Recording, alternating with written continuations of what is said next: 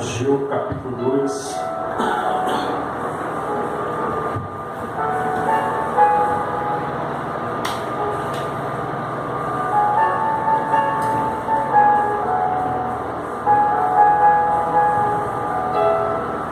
Todos acharam? A partir do verso 1 diz assim: no segundo ano do rei Dário, no 7º mês, no 21º mês, veio a palavra do Senhor por intermédio do profeta Ageu, dizendo: fala agora a Zorobabel, filho de Salatiel, governador de Judá, e a Josué, filho de Josadaque, o sumo sacerdote, e ao resto do povo, dizendo: quem dentre vós que tenha sobrevivido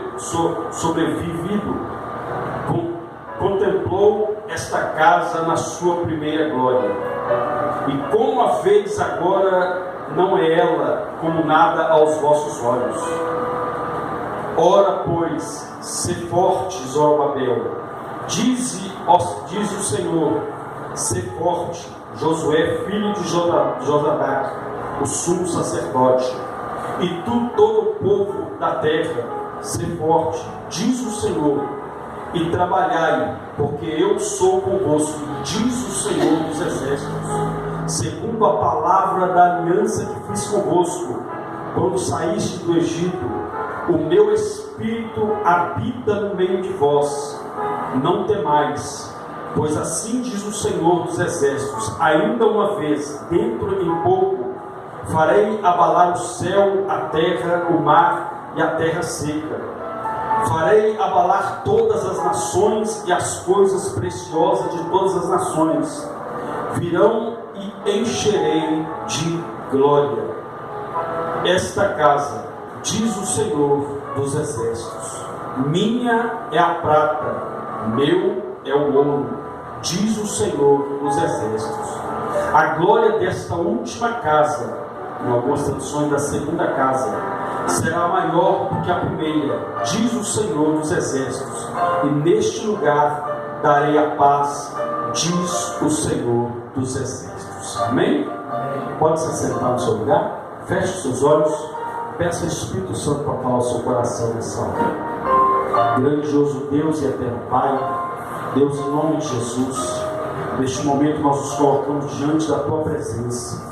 A Deus, pedimos ao Senhor que fale conosco, que nos abençoe através da Tua palavra, porque só o Senhor tem palavras de vida eterna, no nome santo e poderoso de Jesus Cristo. E você diz amém. Amém. Então dá uma salva de palmas para Jesus. Glória a Deus. Aleluia. Glória a Deus. Amém. Irmãos, nesses últimos dias, precisamente sábado, sexta, sábado e domingo, nós comemoramos aqui o aniversário da igreja. E o tema foi Ageu 2:9, que está ali: a glória da segunda casa será maior do que a primeira. Isso é uma promessa de Deus, que Deus havia feito ao povo, e essa promessa ela se cumpre até os dias atuais para aquele que crê. Porque quando Ageu recebe da parte de Deus esta palavra, e nós ouvimos muito acerca disso nesses 3 dias, e o que me trouxe ao coração domingo, que eu estava ministrando a palavra, é o que o próprio Deus estava dizendo, que o primeiro templo que foi construído, os primeiros templos, primeiro foi aquele tabernáculo, que foi o primeiro templo, mas um templo móvel. O segundo foi o templo de Salomão, e enfim, o terceiro templo, que foi falado desses 3 templos. E quando se fala a glória da segunda casa será maior que a primeira, em algumas traduções diz dessa última casa, eu me remeto a 2 templos apenas, porque os dois primeiros se resumem a apenas um. Por quê, pastor? Porque foram construídos pela mão do homem. Mas o segundo templo foi construído pela mão de Deus. E quem é esse templo hoje? Somos eu e você. O apóstolo Paulo, ele diz na carta aos Coríntios: porventura não sabeis vós que sois templo, morada do Espírito Santo, e que o Espírito do Senhor habita em vós? E nós vemos aqui a João então trazendo, uma revelação do que iria acontecer, o que já está acontecendo nos dias de hoje. Porque o primeiro templo, como os primeiros templos, foram construídos sim por mãos humanas. Deus deu a planta para Moisés, ele construiu ali um templo, o tabernáculo ali, o primeiro templo ali no deserto, mas aquele templo ele foi temporal, eles tinham que desarmar e continuar caminhando, e logo depois então veio, os anos se passaram, aonde o próprio Davi quis construir também um templo, aonde Deus fala com ele: não, a sua mão é cheia de sangue. E Davi era um homem de guerra, era um homem que realmente derramava sangue com as suas mãos. E a Bíblia diz então que Davi venceu todos os adversários de Israel, e quando seu filho Salomão assume, o reinado está em paz. E quando Davi então ele intenta em construir um templo, Deus fala: não, aquele que descenderá de você, este vai construir um templo. Estava falando de Salomão. E Salomão então constrói um templo, tem a inauguração do templo. E a Bíblia diz que no dia que inaugurou o templo, a glória de Deus encheu a casa, a ponto dos homens não conseguirem ficar de pé. Tamanha foi aquela glória, tamanha foi o poder de Deus. Mas os anos foram passando, e aqueles homens foram desprezando a glória de Deus. Aqueles homens foram deixando de lado a glória de Deus, a presença de Deus, e se preocupando com o seu, como diz por aí, olhando para o seu próprio umbigo, a ponto de Deus levantar profetas e dizer que esse povo vai passar por um período da escravidão, um período de 70 anos no cativeiro. E isso aconteceu, a ponto dos adversários virem, destruir a cidade, destruir toda a cidade de Jerusalém, e também destruir o templo. E a Bíblia diz então que o templo ficou em ruínas. Passam-se os anos, Deus libera aquele povo do período, passa o período de 70 anos, o povo volta para Jerusalém, todos voltam para suas casas, começam a arrumar as suas casas, e ali então a casa de Deus estava aos pedaços. E Deus então fala através, se não me engano, do profeta Zacarias: vocês se preocupam com a casa de vocês, vocês adornam a casa de vocês, enquanto a minha casa está desprezada. Então a Bíblia diz então que o povo então intenta então em reconstruir. A Bíblia diz então que eles levantam o templo novamente. Chega o tempo de Jesus, aquele templo novamente é derrubado. Mas a promessa de Deus já estava sobre o povo, que a glória da última casa será maior que a primeira. E a Bíblia diz então que Deus então usa o profeta e diz: olha, vai ser a glória, o que os seus olhos estão vendo hoje não se compara com aquilo que eu vou fazer. Não se compara. Como foi ministrado aqui, o templo, o último templo, era só concreto, era só madeira. E o povo então ficou assim meio, como quem diz, mas o primeiro templo era ouro puro. O templo de Salomão era ouro puro, era cadeira de ouro, trono de ouro, era, enfim, tudo de ouro, banhado a ouro.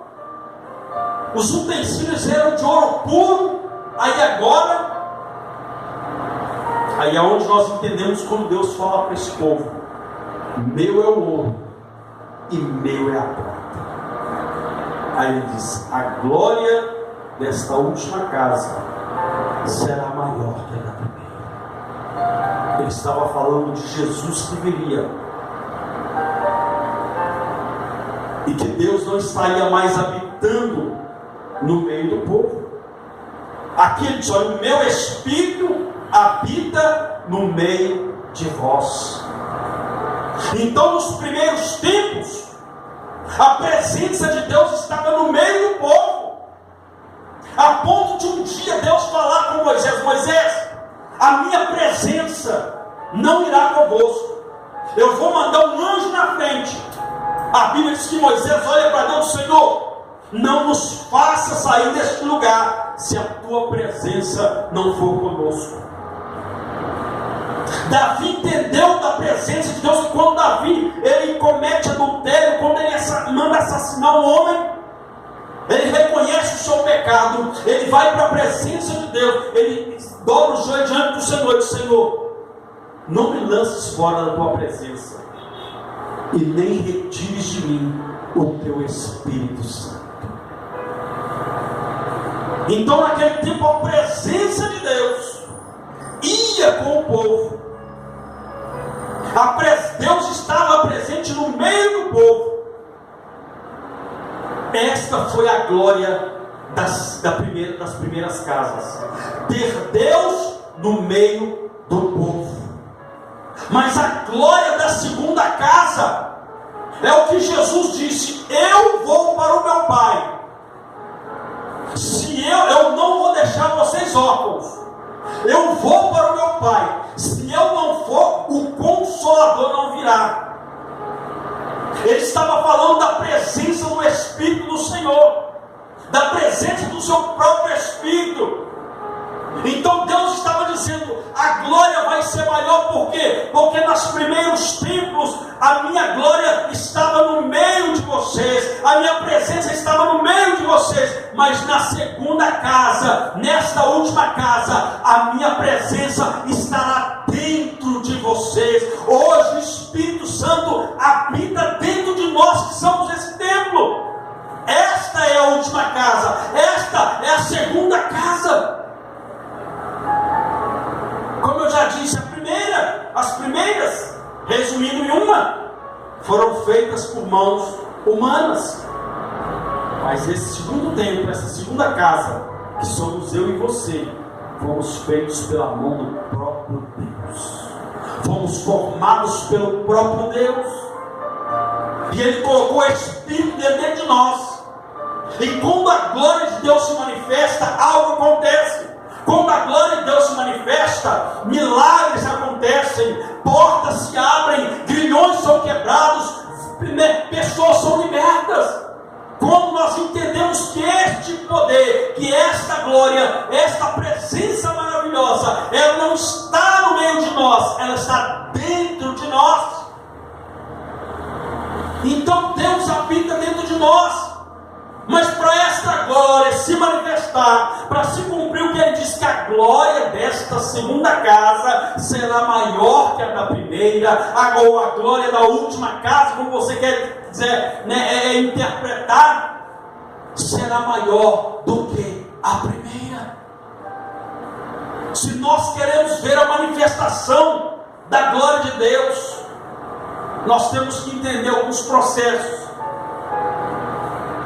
que Ageu foi dizendo àquele povo para que Deus pudesse operar no meio deles, para que Deus pudesse manifestar a glória dele maior do que nos dias anteriores. Primeiro, a Bíblia diz que Deus fala com eles: olha, assim diz o Senhor, ser forte. Diga, ser forte. Diga, eu preciso ser forte. Isso foi até ministrado aqui, se eu não me engano, no sábado. Mas por que Deus diz ser forte? Porque eu entendo uma coisa: Deus não pode manifestar a glória dele numa pessoa que é frouxa. Tem pessoas que, meu irmão, são frouxas. Tem que ser forte, irmão. Andar com a presença de Deus é só para quem é forte, para quem é corajoso. Tem que ser forte. Tem pessoas que qualquer coisinha ela já está desmontando. Tem pessoas que não podem ouvir uma palavrinha contrária à vontade dela, que já está desmontando, já está querendo chutar o balde. Isso é ser forte, não é ser frouxo. Olha o que o próprio Deus diz: que os covardes não herdarão a terra. Se nós queremos realmente ver a glória de Deus, ver essa glória que será maior, nós temos que ser corajosos. A Bíblia diz que quando Deus chama Gideão, Deus fala: Gideão, eu sou contigo.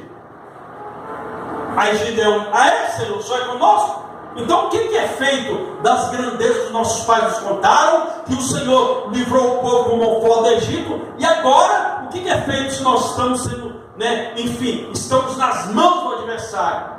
Aí Deus fala com ele: vai nessa tua força, homem valente. Até aí tudo bem. Então Gideão reúne o povo. Quando eles chegam diante do Senhor, reúne aquele povo todo. Deus fala: reúne todo o povo. A Bíblia diz que juntou 32 mil homens. 32 mil. Eles olham e pensam: vamos vencer. Olha que multidão, 32 mil homens. A Bíblia diz que Deus chama Gideão: Gideão, diga para esse povo: quem for medroso e covarde pode voltar, pode ir embora. Então Deus não conta com homens e mulheres frouxos. Deus conta com homens e mulheres corajosos. Se tem algum corajoso, levante a mão e aplaude esse Deus Todo-Poderoso. Então Deus estava dizendo: ser forte. O nosso maior exemplo de força é Jesus. Meu irmão, cuspiram Jesus, bateram Jesus, falaram mal de Jesus, contrariaram Jesus. Jesus, permaneceu firme, permaneceu forte. Pastor, não, mas ele era, meu irmão, tem uma coisa: Jesus, ele se despiu da sua glória, esteve aqui como homem, manifestou milagres, sim, porque você, a igreja, também pode manifestar os milagres que Jesus manifestou. O próprio Senhor disse: se vocês crerem em mim, vocês não apenas farão os sinais que eu faço, mas ainda farão coisas maiores. Foi Jesus quem falou. Mas ele esteve aqui 100% como homem. Foi contrariado, foi chicoteado, enfim, passou por tribulações. Mas ele disse: no mundo tereis aflições, mas tende bom ânimo. Quando ele diz tende bom ânimo, ele diz: seja forte. Então o evangelho, meu irmão, caminhar com Deus não é para frouxo, é para corajoso.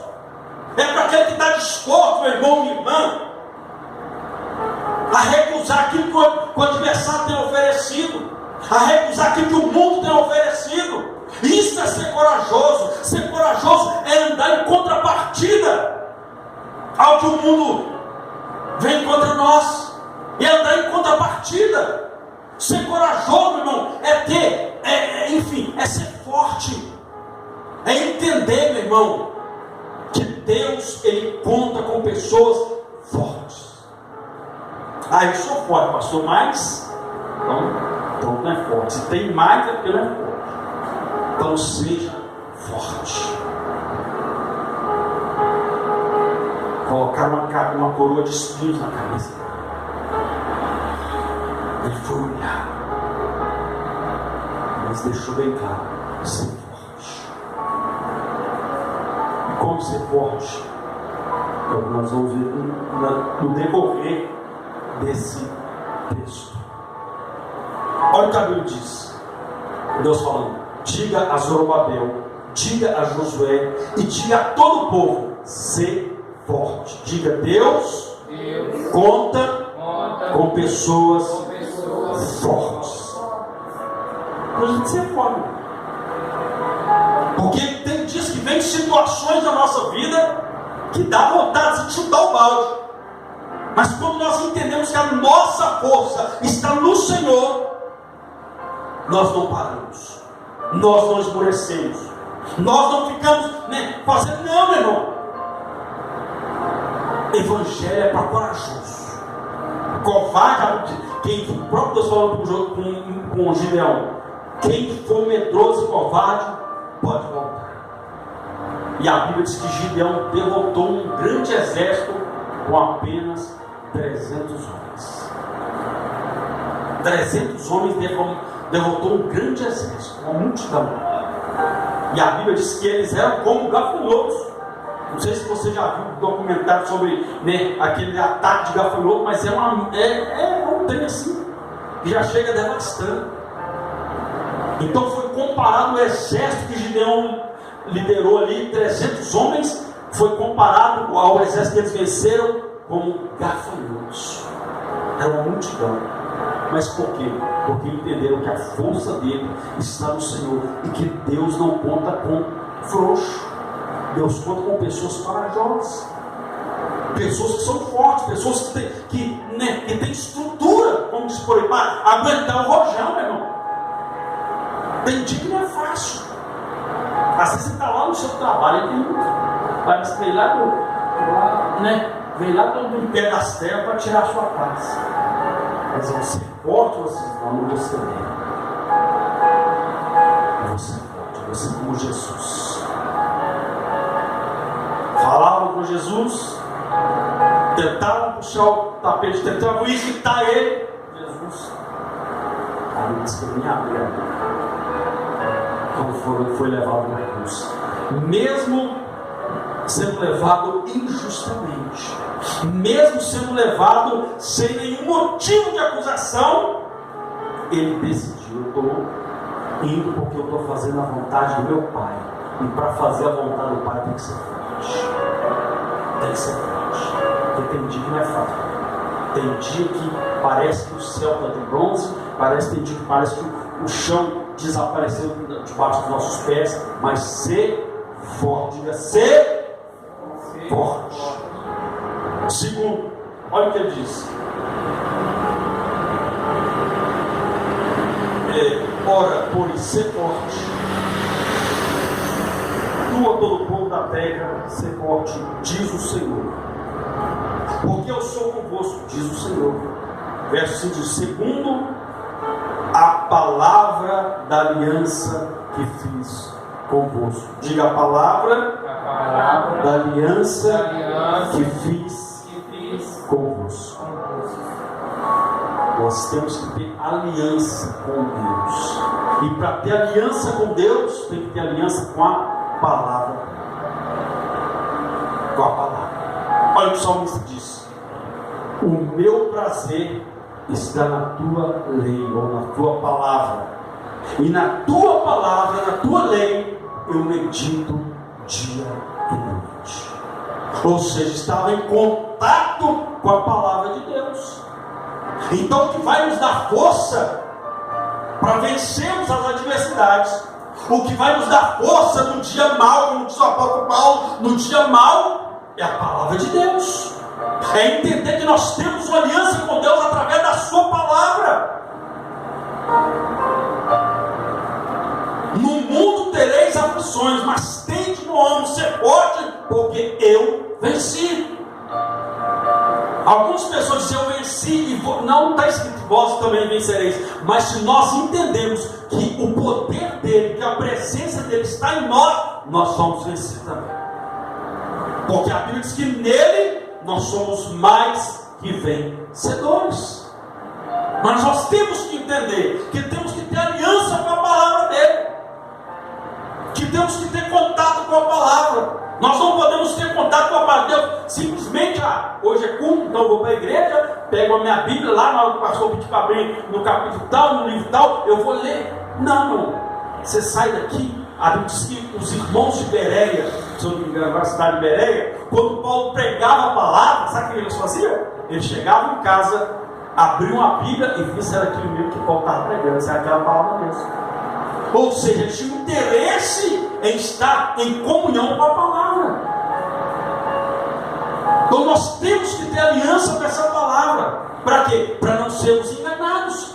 A Bíblia diz que o povo perece, que o povo é destruído, que o povo deixa de conquistar por falta de conhecimento da palavra de Deus. Olha o que a Bíblia diz: conheçamos e prossigamos em conhecer ao Senhor. Para conhecer Deus, para ter aliança, tem que ser através da palavra. O nosso estudo das terças-feiras, ontem não teve, devido à situação do tempo, tudo, para não forçar muitos irmãos, nós já tivemos uma maratona de 3 dias, nós cancelamos o estudo ontem, mas o estudo que nós estamos falando é acerca de seitas, heresias, grupos religiosos que saem por aí pregando um falso evangelho, um evangelho maldito, que a própria Deus diz, olha, que aquele, olha o apóstolo Paulo dizendo, olha, ainda que um anjo, ele falou nem que na terra, ainda que um anjo desça do céu e pregue um outro evangelho, seja ele maldito. Mas como é que eu vou saber se a pessoa está pregando o evangelho ou não? Tendo conhecimento da palavra. Tendo conhecimento. O apóstolo Pedro disse assim, olha, antes crescei na graça e no conhecimento do nosso Senhor e Salvador Jesus Cristo. Então, conhecimento da palavra, aliança. O próprio Deus tem aliança comigo e com você através da palavra dele. Jesus disse assim, olha, se as minhas palavras estiverem em vós, eu estarei em vós. E tudo que vocês pedirem, crendo, vocês vão receber. Mas mediante o que? A palavra. Eu não posso pedir algo para Deus, não está na palavra. Se eu não tenho a promessa, essa aliança, se eu não tenho aliança com a palavra, como é que eu vou pedir algo se eu nem conheço nem a palavra do meu Deus? Então nós temos que ter aliança com a palavra. Deus falou, olha, a palavra da aliança que fiz convosco. Deus liberou uma palavra. Deus liberou a palavra e fez uma aliança com o povo pela sua palavra. Mas a questão é, se Deus fez uma aliança com nós, amém. Mas Ele quer que nós também tenhamos uma aliança com Ele. Deus já fez uma aliança com a humanidade, entregando Jesus para morrer na cruz por todos nós. Mas se nós não nos rendemos a esse Senhor, como podemos falar que temos uma aliança com Deus, que não queremos ter com Ele aliança? Se Ele já fez uma aliança conosco. Terceiro, Ele diz, e o meu Espírito habita no meio de vós. Não temais. Ele está fazendo bem claro. Você quer que a minha glória se manifeste na sua vida? Quer que a glória dessa casa seja maior que a primeira? Entenda, você não está sozinho. Jesus diz, eis que estou convosco todos os dias. Então Jesus está conosco através do teu Espírito. É do Espírito dele que habita em nós.